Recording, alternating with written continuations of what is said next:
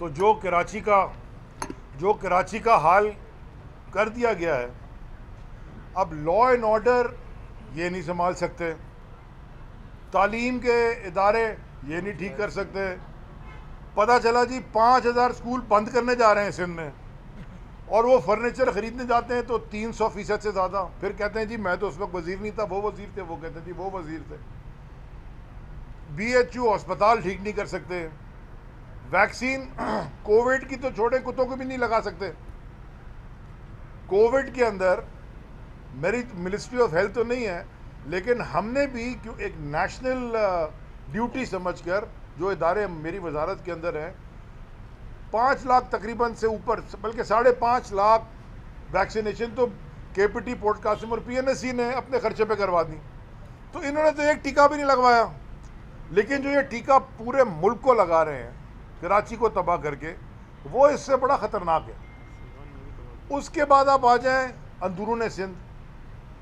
अंदरून सिंध का एक और ही हाल है, और मैं ये हमेशा कहता हूँ कि क्योंकि कराची, लाहौर, इस्लामाबाद, पिंडी, ये फिर भी पेशावर, ये मीडिया सेंट्रिक सिटीज़ हैं, यहाँ पे मीडिया की पेनिट्रेशन है। लेकिन अगर आप टोल प्लाजा क्रॉस कर लें, या अगर हैदराबाद से भी थोड़ा, वहाँ पता नहीं चलता मीडिया को, और वहाँ मीडिया की जहाँ पहुँचने की ये क्या क्या वहाँ करते आए हैं। हालात ये हैं, सेवन में CM साहब ज़रा मुझे अस्पताल तो दिखा दें। आपको भी अब फाइनेंस मिनिस्टर और CM रहे भी बहुत टाइम हो गया। नवाब शाह में जो अभी हुआ पिछले हफ्ते, वो उसका नाम लो तो कहते हैं जी उसका नाम आपने ले लिया, बड़ा ख़तरनाक काम किया। मैं तो फिर ले रहा हूँ अली हसन जरदारी, वो कब्जे करा रहा है पूरे सिंध में। वो जरदारी का एक और नाम का एक विलेज बनाना चाहता है, पीछे 800,000 एकड़ ज़मीन है। वो थोड़ी सी ज़मीन के लिए उसने, एक पुलिस वाला भी शहीद हो गया उसमें। चाहे वो सहाफ़ी हजरात हों, चाहे ये हमारा नाजिम जोखियों वाला केस हो, चाहे वो फहमीदा वाला हो, चाहे उम्मे रबाब वाला हो, कहीं यहाँ पे बिलावल भुट्टो जरदारी साहब जो कि ह्यूमन राइट्स कमेटी के नेशनल असेंबली के चेयर हैं, वो वहाँ कहीं नहीं पहुँचते। लो जी पहुँच गए क्वेटा, मैं तो वहीं था, क्वेटा पहुँच गए जी। बड़ा गलत हुआ क्वेटा में जो हुआ, लेकिन जो यहाँ हो रहा है वो ठीक हो रहा है। वो तो बाहर से आके लोग कर गए थे ना, दहशतगर्द। तो यहाँ जो हो रहा है उसके ऊपर तो आप आवाज़ नहीं उठाते।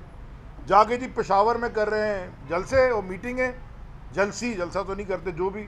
और यहाँ पे हमारे पख्तून भाई बैठे हुए हैं सूबाई असेंबली के सामने, उनसे तो बात कर लो। तो ये जो मुनाफिकत इन्होंने की है, इसने पूरे सिंध को तबाह किया।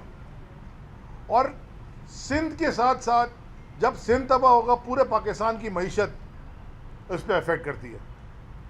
ये अमीन भाई यहाँ मेरे साथ मौजूद हैं, कैबिनेट में मेरे कोलीग भी हैं, और आप जो हमारे अरसलान और बाकी MPs राजा, इनके वज़ीर ने खड़े होकर सूबाई असेंबली में ये कहा, जब इनसे पूछा गया कि गंदम कहाँ गई, तो इन्होंने कहा 8 लाख टन गंदम का हिसाब नहीं है। कहाँ गई गंदम?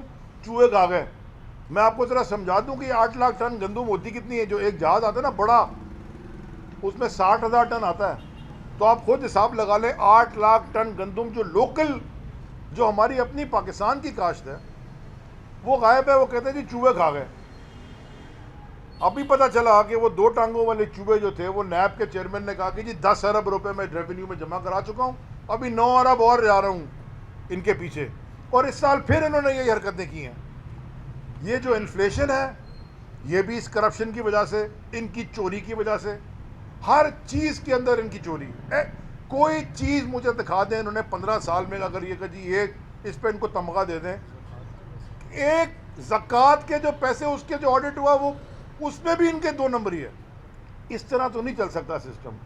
मैं और हमारी पार्टी, शाह महमूद, मखदूम शाह महमूद कुरैशी साहब, असद उमर साहब जो हमारे जनरल सेक्रेटरी हैं, शाह साहब जो हमारे वाइस चेयरमैन हैं, हम सब एक मार्च लीड करने लगे हैं, जो इंशाल्लाह जैसे मैंने आपसे बताया गोटकी से शुरू होगा। और पूरे रास्ते हम हर ज़िले में सिंध के लोगों को बताते आएंगे कि तुम्हारे साथ जुल्म क्या हुआ है। मुझे ज़रा ये समझा दें कि ये पाकिस्तान का अगर हिस्सा है, तो पाकिस्तान का जो बड़ा सूबा है पंजाब, और खैबर पख्तूनख्वा दूसरा सूबा, वहाँ तो सेहत कार्ड मिल रहा है।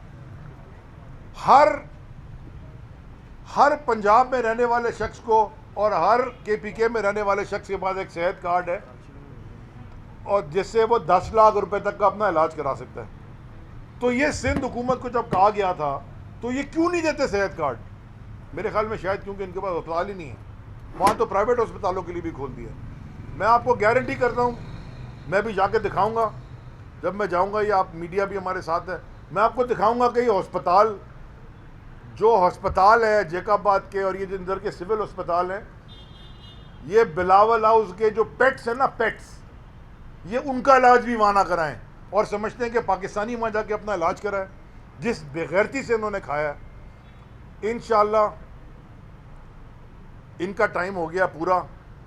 मैं खालिद भाई की खिदमत में MQM के दफ्तर पेश हुआ था और मैंने इनको दावत दी है कि पूरे सिंध में मार्च में हमारे साथ रहें और जहाँ जहाँ ख़ास तौर पे जहाँ जहाँ जिन जिन शहरों में आपकी स्ट्रेंथ है, खालिद भाई मैं आपसे आप हमारे इत्तेहादी भी हैं, हमने आपको साथ हैं, हमने मुल्क साथ मिलके बदलना है इंशाअल्लाह। तो हमने जैसे कराची में आपको और हमको मिलके जितनी सपोर्ट की, जितनी इज़्ज़त अफजाई दी 2018 में, इंशाअल्लाह मैं आपको एक गारंटी करके जा रहा हूँ, लिख लें आज की तारीख में। और आज तारीख़ी दिन इसलिए भी है कि पहली दफ़ा मैं जैसे खालिद भाई ने कहा कई दफ़ा आगे पीछे होता रहा, मैं पहली दफ़ा आया हूँ और मैं आज आपको ये गारंटी करके जा रहा हूँ इंशाअल्लाह 2023 में सिंध में पीपल्स पार्टी की हुकूमत नहीं होगी। ये हमारी और हमारे इत्तेहादियों के साथ मिलकर हम हुकूमत बनाएंगे। हम इनको आपको बताएंगे, क्योंकि मैं आखिरी बात इस पर कर दूं कि 2008 में ये भी एक अजीब एग्ज़ाम्पल है, नमूना। 2008 में जब बीबी को शहीद कर दिया गया तो 4 सीटों पे सिंध की हुकूमत थी, ओनली 4 सीट्स। खालिद भाई 4 सीटें थी इनके पास सूबाई असेंबली में जिस पे उन्होंने हुकूमत बनाई थी। तो पिछले 2018 तक 10 साल में कौन सी ऐसी दूध की नदियां बह गई सिंध में, कौन सी इतनी खुशहाली आ गई कि ये 2018 के अंदर ये 99 सीटें लेके आ गए और 20 सीटों की मेजॉरिटी ले ली। वो भी एक्सपोज करेंगे, क्योंकि जैसे मैंने कहा वहाँ मीडिया नहीं जाता, और अब हम मीडिया को भी वहाँ लेके जाएंगे और इंशाल्लाह सबको बताएंगे और सिंध के लोगों को बताएंगे कि उनका मुस्तकबिल पीपल्स पार्टी से और जरदारी माफिया के से छुटकारे में है। जब तक ये बैठे रहेंगे ये आपका पानी भी नहीं छोड़ेंगे, ये इन्होंने कुछ भी नहीं छोड़ना। कोई चीज़ जो आप समझते हैं ना आपकी, वो ये खा जाएगा। ये वो अशिया है जिसका पेट कभी नहीं भरता। दूसरा खालिद भाई, मैंने जैसे आपसे सेनेट की भी बात की, हमारे 5 लोगों की स्क्रूटनी आज हो गई है, लेकिन मैं ये बताना चाहता हूँ आपको कि दुकानें खोल के बैठे हैं, कभी इसको फ़ोन कर रहे हैं, कभी उसको फ़ोन कर रहे हैं, हर जानने वाले को फ़ोन कर रहे हैं।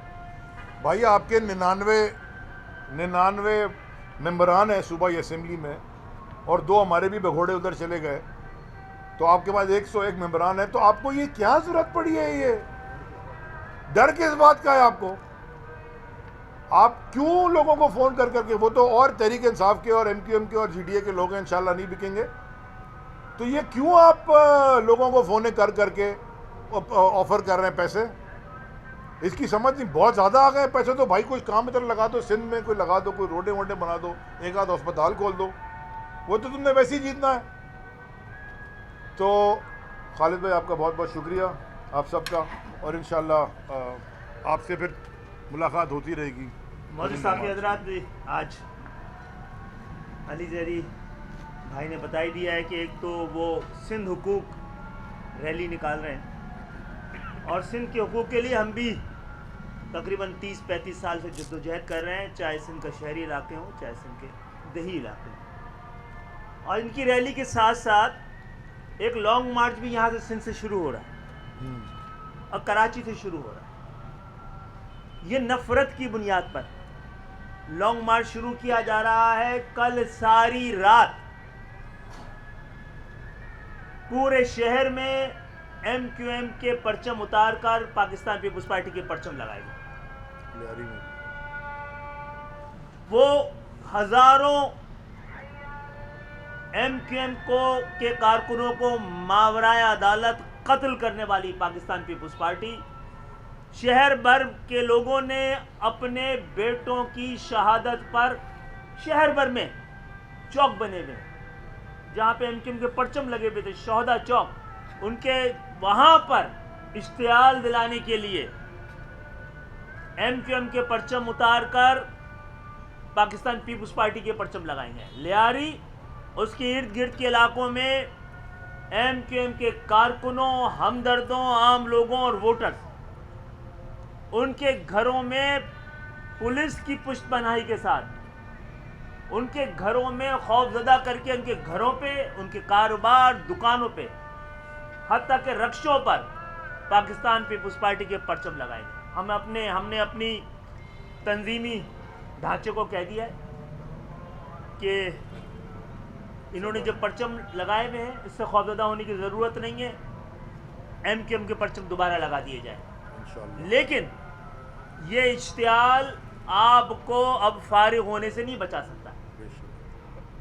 आपके लिए अंजाम पर पहुंचना अब आपका मुकद्दर बन गया है।